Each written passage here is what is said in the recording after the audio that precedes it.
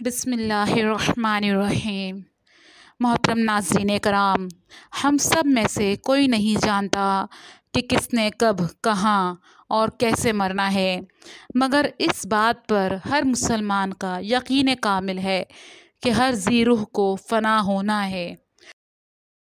موت ایک اٹل حقیقت ہے۔ موت کا وقت اور جگہ مقرر ہے۔ اس بات کو اس واقعے سے سمجھنے کی کوشش کرتے ہیں۔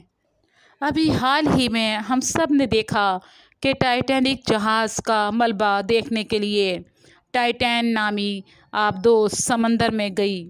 18 جون کو اس کا سفر شروع ہوا جو کبھی ختم نہیں ہوا، اور ٹائٹینک کا ملبہ دیکھنے والی آبدوز خود ملبہ بن گئی۔ کسی نے کہا کہ بڑے لوگ تھے، اللہ نے عذاب دیا۔ کسی نے کہا کہ بلائیں تھیں سمندر کی، مگر موت کا وقت مقرر ہے، جتنے منہ اتنی زبانیں ہیں۔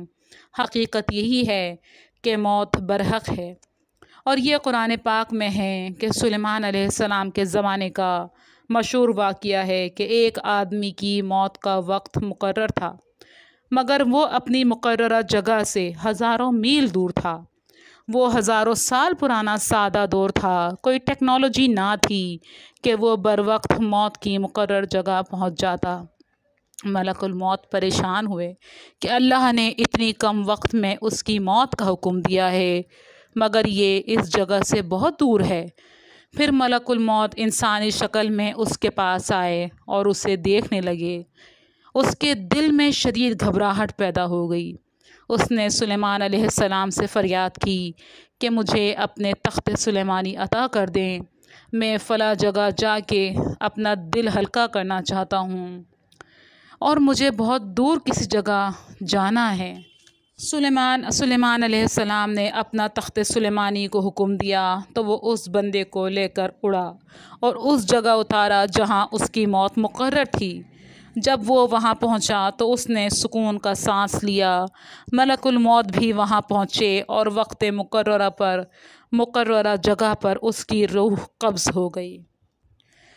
ٹائٹینک کے جہاز کے ساتھ اور ٹائٹینک کو دیکھنے والی آبدوز کے ساتھ جو حادثہ پیش آیا، اس نے دنیا میں ہلچل مچا دی ہے۔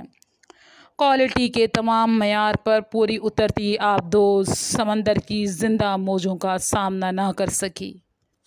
اینگرو کمپنی کے مالک شہزادہ داؤد اور ان کے صاحبزادے سلیمان داؤد، ان کی موت سطح زمین سے ہزاروں فٹ نیچے سمندر کی گہرائیوں میں مقرر تھی، تو وہ 15 کروڑ روپے لگا کر وہاں پہنچے اور اپنے جان کو دے آئے، کیونکہ ان کی جان وہیں جانا لکھی تھی۔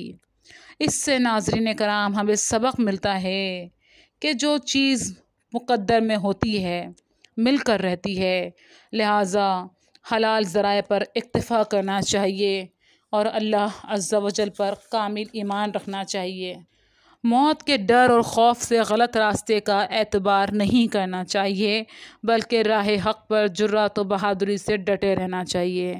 انسان کی موت، زندگی اور رزق اس کی پیدائش کے ساتھ لکھ دیا جاتا ہے۔